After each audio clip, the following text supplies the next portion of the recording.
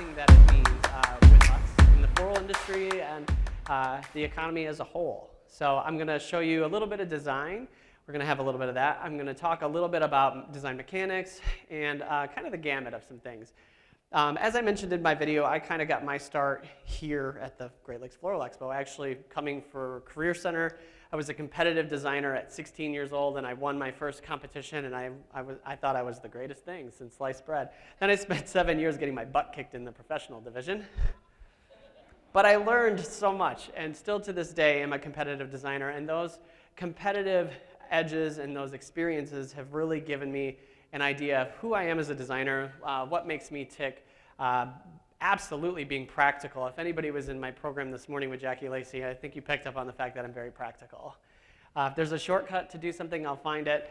But it's also about just meeting the needs of who our customers are and being a more sustainable business, having sustainable business practices too. So this whole journey for me from the beginning of the Great Lakes Floral Expo to where I am today all plays into what this program is today. Sustainability is the ability to be sustained, supported, upheld, and confirmed. Easy enough, right? This word actually gets overused a lot. And when I start to talk to other shows or conventions that are happening and I mention the word sustainability, they're like, ugh. It's this overused term. And what I want to do is kind of expand upon it, and we can go further, we can dive deeper than what this actually is. Oh, I'm pushing the wrong button. What does sustainability mean to the florist? Well, as I mentioned, what you probably read in the magazine is like you have this idea, this preconceived notion about what sustainability is. Earth-friendly products is like the first thing that comes to mind, I think. No floral foam is a huge movement. Everybody talks about the no floral foam movement. It developed overseas in Europe. It's huge over there. It's coming here. We're all seeing different ways where we can use less floral foam, so that comes to mind. Recycled glass, so the idea of using glass that's made from recycled materials. Recycling and composting, so how do we get rid of our waste in our flower shops? What's the most sustainable and economical way to do that? We think about that. Our carbon footprint, what does that mean to you? And reducing waste overall, so not only what we're throwing away, but what are we bringing in, sending out, and what's getting thrown away. These are the things that a florist thinks about when it comes to being sustainable. What should the florist think about when it comes to being sustainable? So these are long-term successful practices for your business. Sustainability is a lot more than just being eco-friendly.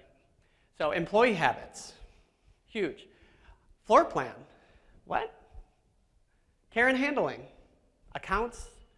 What's the appropriate for long-term sustainability with your accounts? So think about your business as I go through this presentation. Let's start with the obvious, floral foam. What is floral foam anyway? This was developed in the 1950s. We all use it. We all use it excessively because it is a really great floral design tool. Floral foam is phenolic resin foam specifically designed for its water holding and realistic characteristics as well as holding floral stems in place. It's been serving our industry for nearly 65 years, actually more. It's a cellular foam that's 90% air and can be crushed to 10% of its size. Did you know that this was 90% air? Weird, right? We think of this as a really big piece of waste, when actually, when you crush it down, it's a very small piece of waste. Do we always do that? Does anybody do that? No. So, is that sustainable for you to do that at your shop? Probably not. Are there ways to use less foam? Absolutely. By the way, all the goodies that I have up here, if you're eyeing any of them, I'm giving them away at the end of the program. So if you see this coveted case of floral foam up here, and you're like, I need that because I can't buy it anywhere, stick around. This is a fun one for me. No floral foam nightmares is what I call this. I'm on a lot of the Facebook forums. By the way, if this is anyone's post, I'm sorry. If you're in this room, I apologize. But I saw this, and it was a really good example, so I want to talk about it. You know, people, if you can't get floral foam is one thing, but when you're trying to do accounts without floral foam, it's another. And so it's really important that you can educate yourself on some other ways to reduce your use of floral foam. This is kind of a what not to do. This is a combination of a tray, actually this looks more like a plate, with some Spanish moss in some chicken wire, and it's taped to the plate. Okay, do you think that's going to hold water? It's not going to hold water. So the idea of the foam is that we have something that is a water source, and it gives us control when we're designing. This is going to give you neither. So that's kind of a problem. The other part about using no floral foam, floral foam is kind of a single-use plastic. And we'll talk about that a little bit. But the idea of single-use plastics, reducing your use of floral foam is reducing your use of single-use plastics. So let's talk about some ways you can use less foam and single-use plastics. Now, Syndicate has an array of products that do this, but so do a lot of other companies. There's some really cool products on the market that are very eco-friendly and help you with a foam-free design experience. The Egg, introduced by Holly Chappell. So this is a recycled material. It's recycled plastic. It's reusable, and it's recyclable. So if this is something that you use, great. If you've never seen this before, we have stuff. So we want to send you home with them so you can try them. But this was a game changer in the floral industry, especially when it came to making oversized bouquets. Lots of people use chicken wire, and chicken wire is a really great tool for that. This is just much easier to work with, and it's readily available. Made here in the USA, which is pretty cool. Comes in a few sizes and also comes flat. So this is basically like a brick of foam, the size of a brick of foam. You could use that in a container. The Pillow.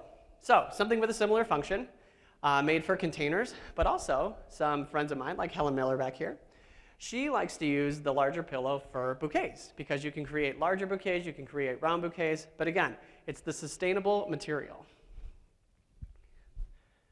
The DIY Floral Grid. Who has seen this product before? Has anyone seen this in here? So a few of you have. Cool.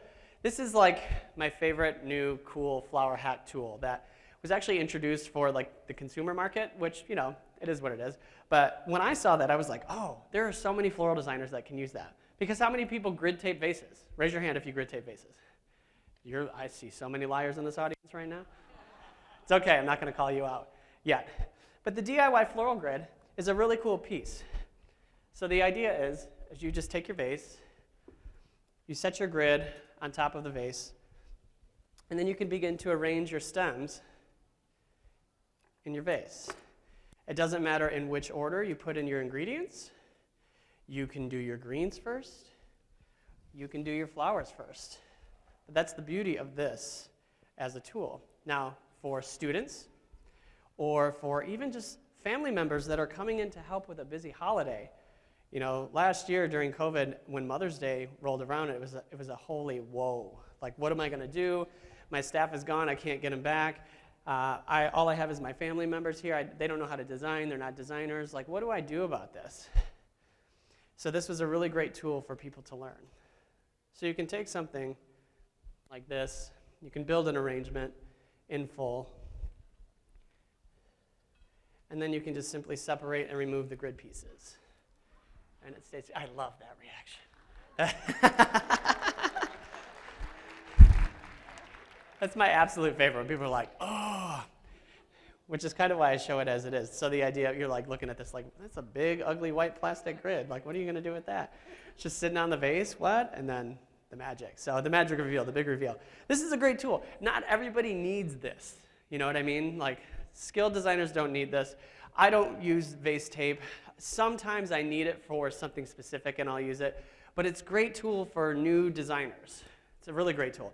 And I've gotten a lot of pushback on this because it's made out of plastic, for instance. And they're like, stop bringing plastic into the world. And the difference is this is not a single-use plastic. This is not a straw. It's not a wrapper. This is something that you're going to use. It's a tool. You're going to use it over and over and over again. The difference between a tool and a mechanic. Do we all know the difference between a tool and a mechanic? So this is like a pair of scissors or clippers. This is like a brick of foam. This stays in the arrangement and goes with it. This comes off and you reuse it over and over again. This still has some sustainability to it, but it could be at the consumer level.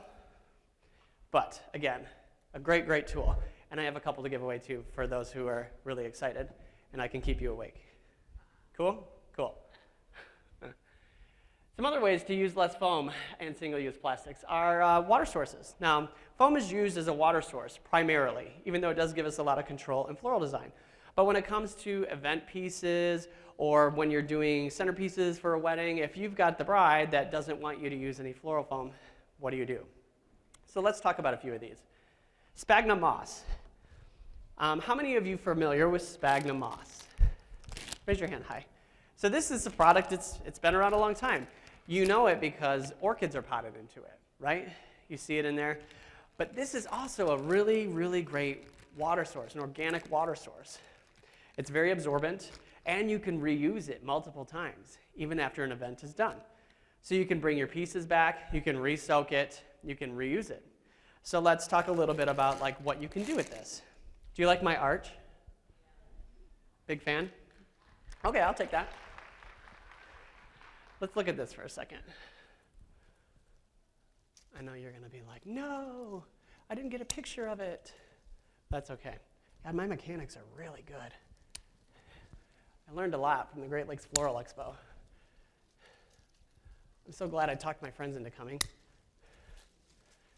I can't even get this out of here. I was like, I'm going to tear it apart. We'll just swivel it. I can't even get it out of there. So what we have here is a 9-inch egg, and it's filled with sphagnum moss.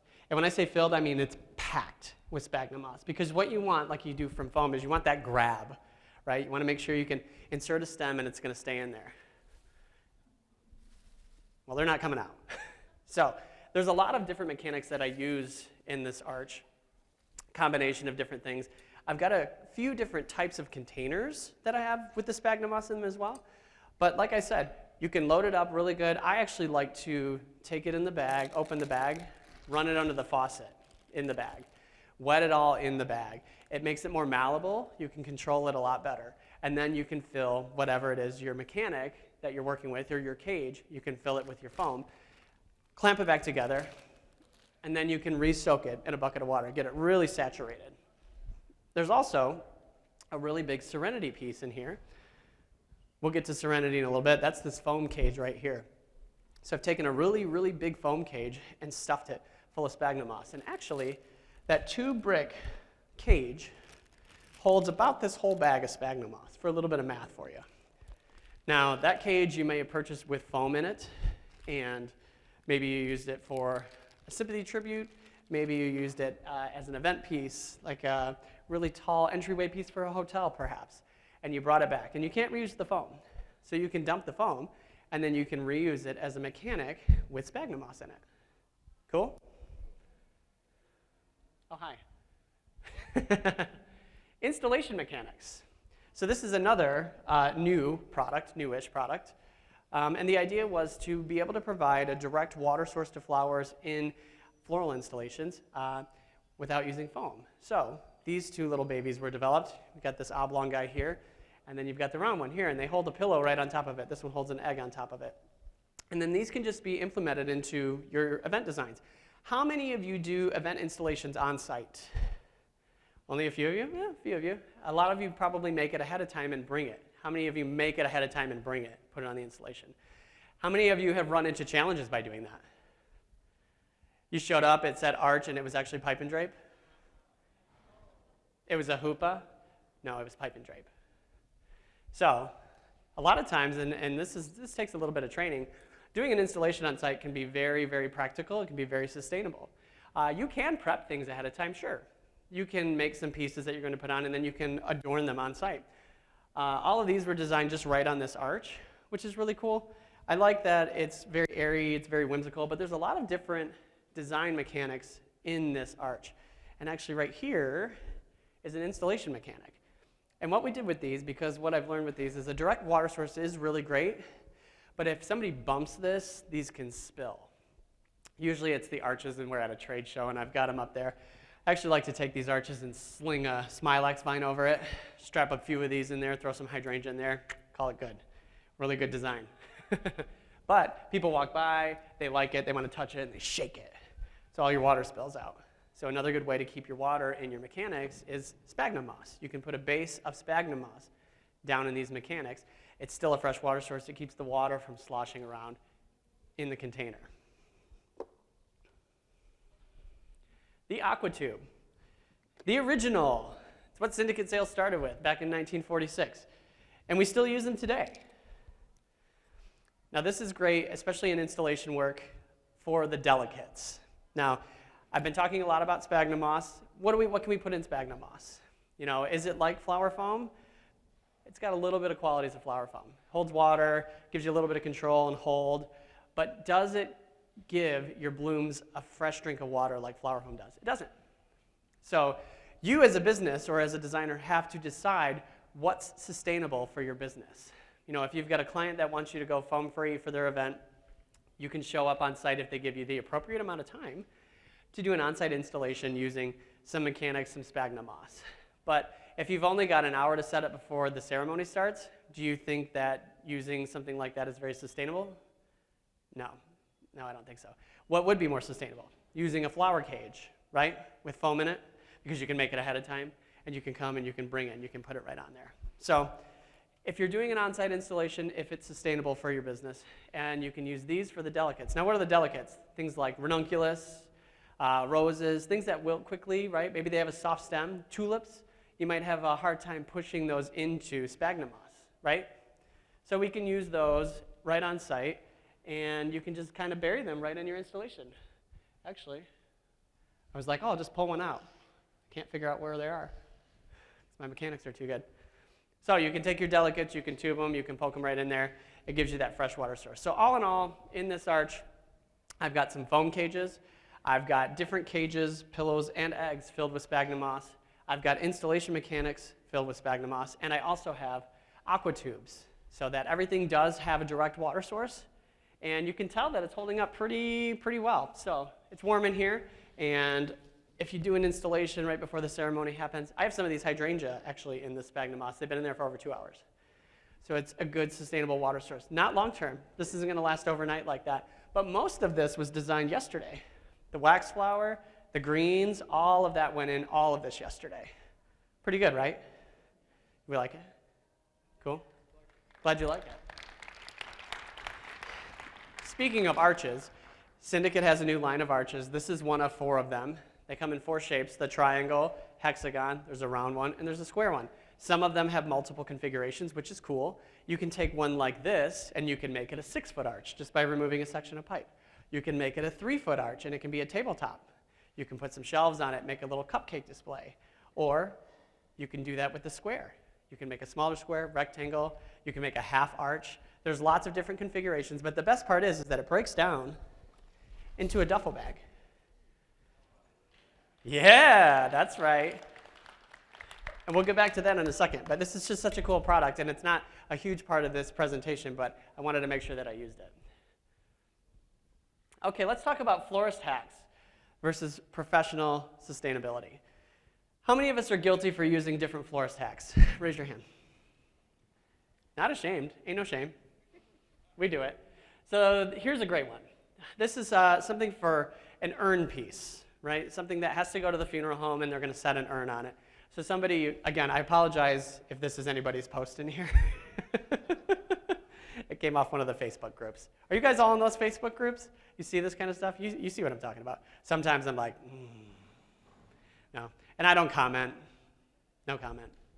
But this is a great one. I was like, I mean, this is a killer idea. It really is. And if there's not a material available, I get it. So this is just a brick of foam taped to a pizza tin that's like from the Dollar Tree, essentially. And a lot of times they'll put a piece of cardboard on top taped to it, or a little piece of cellophane or something like that you can actually set the urn on. I'm going to move my grandma for a second here. Just kidding. It's empty. But in that situation, you know, that's what the funeral director sees when they look down in that, okay? Because that's got to go away at some point. So by using something of a professional product like we have here, when this is done, and when it comes back to the back room of the funeral home and the funeral director looks down in this when that urn is gone, what do they see? Do they see cardboard and cellophane? No, we want them to see moss. They want them to see something sturdy and professional, something that's not going to ruin an urn. So it's all about being sustainable within our businesses. And we're professional florists. We spent money to be here to learn this stuff. This particular product line, this is Serenity. This is what I was talking about earlier. Comes in a couple different cages. So this is a 2-brick cage, holds 2 bricks of foam. And it comes with different platforms. So that's a round platform in there which can hold this urn. It can hold a cylinder vase with flowers on top. It can hold statuary. It can hold a lot of different things because of the material that it's made of. Super strong, so we can show up to an event and we can set up an event piece on something like this. Now, it also comes with these rectangles, so maybe you have a square urn or a larger vase or a larger piece of statuary. And then you can just kind of place these wherever you want. And then also these little easels, which are great for a Bible, a picture frame, things like that. So we don't have to make makeshift hacks just to make it work for a sympathy arrangement at our local funeral home. Then we become the professional florist.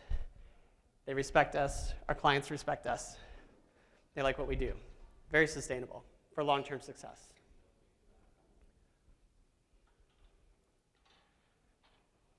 Serenity and accessories.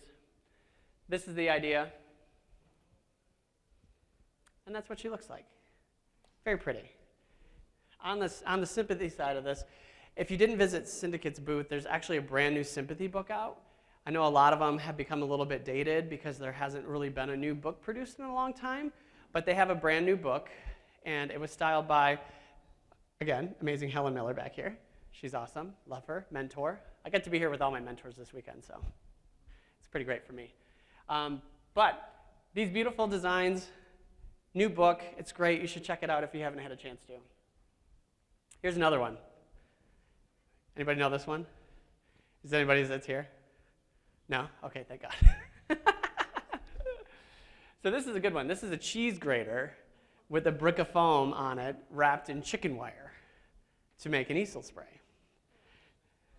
Now some of you are like, that's a great idea. I couldn't get cages. But again, you know, this is what your funeral director sees when he takes this apart. So like, is this sustainable for long-term success in a professional business? Not so much. No. Cages, you know, are designed with purpose. You've got something like this. It's great. It's got foam in it, big water source.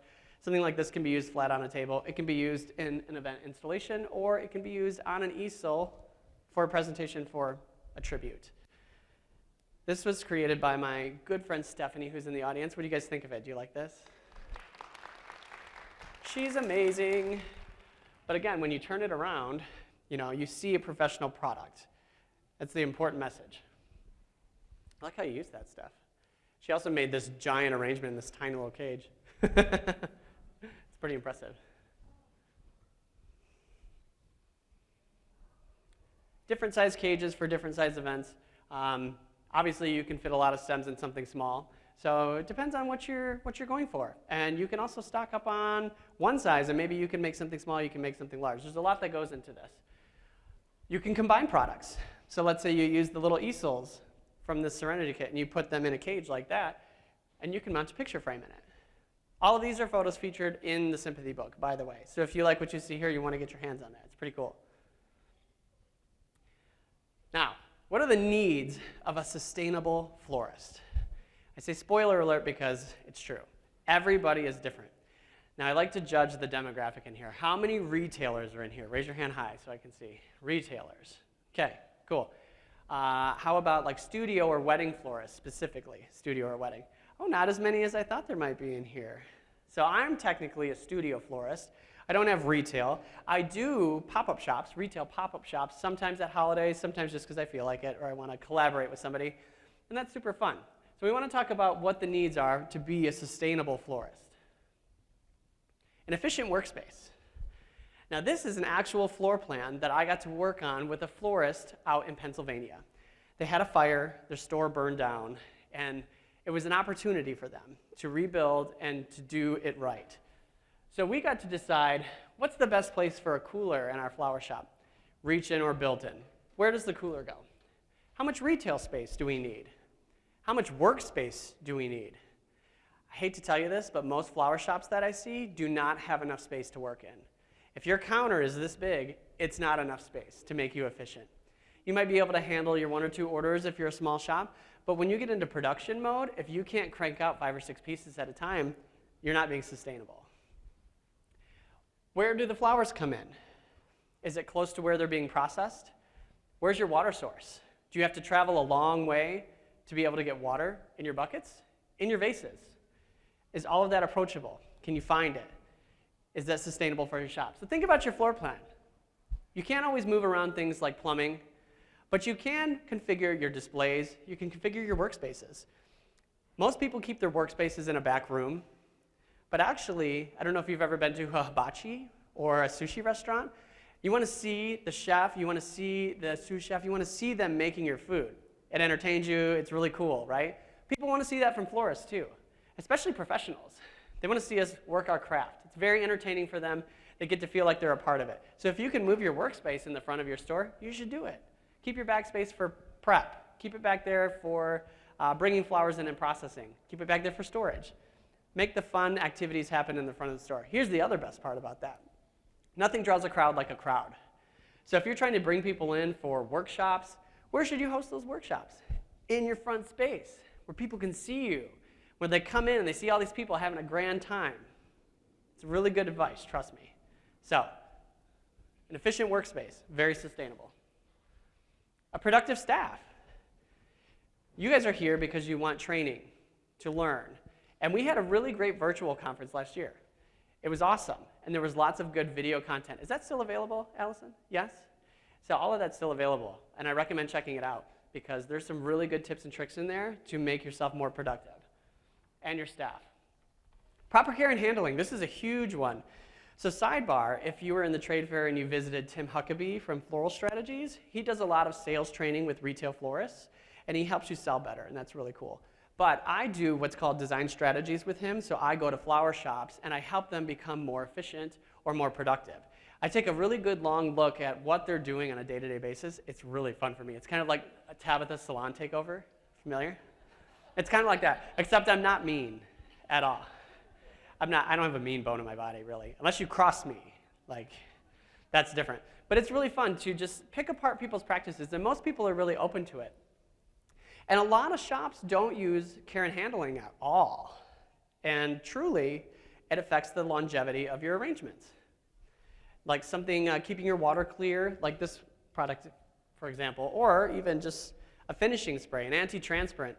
Now, I have a subscription model for my business, so I send flowers to consumers where they arrange them themselves. I call them the recreational floral designer. Well, I send them with professional products. They get a little bottle of the flower nutrient, and they get a little bottle of finishing spray. And I educate them on what that is and what it does. It helps their flowers last longer. It feeds your blooms. It keeps bacteria from growing in the vase. Keeps the water clear for longer. Like, these are important things that your customers need to know about. That's why they give you that little packet of flower food on a bouquet, right? The finishing spray, the anti-transparent. You know, as soon as you take your flowers out of the cooler and they go out the door, they start to breathe that water out. They lose the moisture. This helps keep the moisture in the blooms. It helps them last longer. There's lots of different kinds, but you should be using something. It's really important. Managing accounts. So how many of you do accounts that are like restaurants, hotels, people's homes, things like that? You guys do that? A lot of people in the area, I think, do that. So that's a sustainable practice as well. Like, you have to be efficient with what you're doing or else you're not making money. So I have a smattering of accounts. I do some restaurants, some hotel lobbies, some interior homes, but also like a church. And I have to manage my time very well for that. So it's not sustainable for me to make these deliveries to this church every weekend. It has to be on a Friday. Well, that kind of limits me on my products. So it's not so sustainable for me to use something like this at that church because those blooms need a water source, a solid water source in a shallow bowl. So I use foam. I don't use a ton of foam. I just use what they need to survive. Now, when it comes to a restaurant or a hotel account, using something like this is great because it comes back. We trade out these accounts. We can easily change or add the water to these accounts and manage them, maintain them. It's a really great product for that. And I can reuse them over and over and over again. So that's a great way to manage your accounts sustainably. Let's talk about recycled glass. Recycled glass is really interesting because people pretty much know recycled glass as this right here. You're all familiar with this product, right? Recycled glass. So glass vases, regular glass vases, like this guy right here,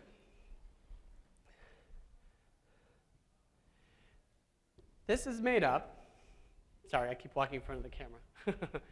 This is made up of a certain percentage of recycled materials, and it's 100% recyclable. It's also reusable. But then, when we talk about recycled glass as a whole, Waiting for my screen. Thanks. Recycled glass is made up from 100% recycled material, and it's 100% recyclable. So, just using glass in general is very sustainable if you're looking for an eco-friendly presence or brand. Let's talk about what is sustainable for customers. Now, this is like a long debate that I have with lots of flower shop owners. So what we're used to is making the arrangement and we send it out the door. Sometimes we give them advice such as add water daily or change the water. Give the stems a fresh cut. Keep your arrangements away from a heat or light source. This all sounds familiar, right? This is advice we offer our customers. But how do we set them up for long-term success? Clear glass versus colored glass versus ceramics. How many of you take flowers home and have them in your house? Tell me you do, because we should. I know we get sick of them, we throw them away, we're like, I'm not dealing with that. But when you receive flowers, I mean, my mother just passed away back in January, and I got so many flowers, and it was really amazing. What I noticed was, I was like, man, I'm lazy when it comes to my arrangements. I wasn't good at taking care of them. And there's a couple of reasons why. So a lot of florists like to use colored glass, a lot of them like to use ceramics, a lot of them like to use clear glass. So this is a good example of clear glass. What's great about it? Well, you can see that the water's murky, right? So you as a consumer, you know that you really need to change the water in that base, okay? You can see that it needs more water, so you can add water to it. So a clear vase is really sustainable because it actually helps the customer get the longer life out of their flowers. Am I right? Now, what's not so great about this? You can see that the water's gross, right? And that's why we as florists don't like them. Because in the cooler, like maybe you're like, I don't want to look at that. Nobody's going to buy that. I don't have time to change the water in that. So a lot of times we use colored glass. Now colored glass kind of hides the murkiness, right? But you can still see the water level. So that's good. So your customer knows like, oh, hey, well, I can still change the water in that when I need to. It looks good. Maybe I'll just add some water to it. Not bad, right? This one makes me the laziest. Any arrangement that I received that was in some kind of ceramic urn, it died the fastest because I can't see how much water's in it. And what's out of sight is out of mind. Make sense? So I didn't add water to it. I, the florist, didn't add water to my arrangement. I was just like, ooh, that's looking a little sad. We'll pull those tulips out, toss some water in there. A few days go by, and I was like, ooh, that's looking a little sad. Pull the hydrangea out. So you lose vase life because your customer can't see to change the water or to add water. All right, I need a volunteer from the audience. Front row, splash zone, come on up here. Take this for a second. Now I want you to take the flowers out and change the water really quick. There's a sink right here, do it. Pull the arrangement out, pull it out. Pull the arrangement out. Change the water right now, pull it out. It's taped in. Oh, it's taped in. So you're telling me you're probably not gonna change the water in that because you can't pull it out. No, I'll probably end up making more than that. She's right. What about this here? Change the water in that. Oh, okay. That was easy. By the way, have you seen the vase on like Facebook that pees? Have you seen that? Yeah, you're like, what? It's weird. You like screw the bottom off and like lets the water out and you can fill it up with water. It's a really weird kind of gimmick. But I was like, oh, that's kind of cool. But over-taping is a problem. And a lot of us use floral tape. We admitted it earlier, right? Now I'll show this clever tool to different shops, and they're like, oh, I can't. We have to tape it in. My drivers are crazy. Your drivers need to be trained because they should be driving like there's an egg in the back seat that's not strapped in. I used to say a baby. I know, that's right. When I drive flowers around, I'm driving like an old man. People hate it. I'm rounding corners like 2 miles an hour. Yeah, you have to. First of all, I don't want to slosh. But if you've got a low arrangement and let's say it's in a cube, if it's not taped in, woo, yeah, it's going. But again, to be sustainable, we want our customers to get the longest life out of their flowers, and they can't do that if they can't get the arrangement out of the vase. So this is just food for thought. And what I'm doing is just try to plant a seed of sustainability in your own life, in your shop, your studio, your practices. What does that mean to you overall? What does that mean to what you do on a day-to-day basis? What about your orders? What about your accounts? What about people just walking in and buying things? Have you set them up for success so that they come back? Sustainable event practices. So back to floral foam alternatives. And we talked a little bit about this earlier. Now, when you go to set up an event, if you have a wedding or an on-site installation, you're setting up centerpieces, do you usually send a couple of people? Would you say that's safe to say? You end up sending a couple of people, right? So if you have to do an on-site installation, this is like 2 people's whole job, right? So maybe you have an all-day setup. You know, it's a big event. You got your crew on site. What if something goes wrong? Ooh, that's scary, right? You got to improvise. You got to figure it out. No problem. But what if you're short-staffed? Because there's a lot of us that are short-staffed in the last year. There's a ton of wedding events that happened last year where we had to send people someplace by themselves. Like, how are you going to do something like this, like on your own? Can you do it? What's sustainable about your event setups, your practices? Are you able to go and set up an event by yourself if you're the only one there? Can you do it? Is it possible? So something to think about. This is the exact triangle that's right behind me, by the way. I just painted it gold. Doesn't it look good? She looks good in gold. Oh, thanks. Appreciate that. Set up on a beach. So did this whole setup right on the beach. I was able to put the entire arch together and decorate the whole thing in under an hour, which is pretty impressive. So this actually goes up in just minutes. It took me about 10 minutes to put this together in the back room there. And because it breaks down and you can carry it in a duffel bag, it weighs nothing, super strong, it makes it easy for one person to go and set it up. Let's talk a little bit about sustainable marketing tips and tricks. Now, Jackie spoke a lot about this morning. How many of you were in our program this morning? Cool, yeah. He talked a lot about social media. And now I'm no social media expert by any means. Social media is hard, but it's important. Now, you can hire firms to do this, sure. You can hire an employee to do this specifically, and that can be their job. Maybe it's your receptionist. Maybe she can do that. Maybe it's your sales girls, whoever's taking orders. It just depends on what's sustainable for your business. That's the important message here. If you engage regularly on social media, you know, your Instagram, your Facebook, Snapchat, if you're not giving Snapchat a chance, you should be, because the generation that's below me, the younger people, they're using Snapchat. I sold so many cards for Valentine's Day over Snapchat because I just had a story going of all these clever cards that were going, and people were rushing in. They're like, oh, I saw this card. I wanted to buy it. It's like, cool. They come in and they buy other stuff too. TikTok. Who's on TikTok? Who has an account on TikTok? Ooh, I should see a lot more hands. TikTok's fun. It's addicting, though. So, yes, it is. It's very entertaining. It's real, it's raw, it's people. And I'm not going to say that you're going to get a TikTok for your store, you're going to put something on there and it's going to go viral. But you don't know. You never know. I had one video go viral. It was about that grid. So weird, so random. I was just putting content out, and that thing just started blowing up. I'm getting all these notifications. People are like, where can I buy this? What is that? It's really cool to have something go viral. You're more likely to go viral on TikTok if you're using it pretty regularly and producing content. Pay attention to the trends that are happening on TikTok. They tell you what's trending right there. They tell you what music's trending. People will show you what's trending, things that are blowing up your feed. Do that stuff. Do it from your shop. Florists are getting on board. It's really fun. I follow a ton of florists. It's really fun to see what they're doing on social media. And that's it, you guys. I want to say thank you to Syndicate Sales, the Great Lakes Floral Expo, all the volunteers here, and Lindsay Reinhold who put this together for me. This presentation was amazing. Thanks for all my help, Stephanie. Thanks for the crew here. Thank you all. We have a 15-minute Q&A session, so if you guys want to come up and take any pictures, or if you want to come up and ask me questions, now's the time. You can come up and really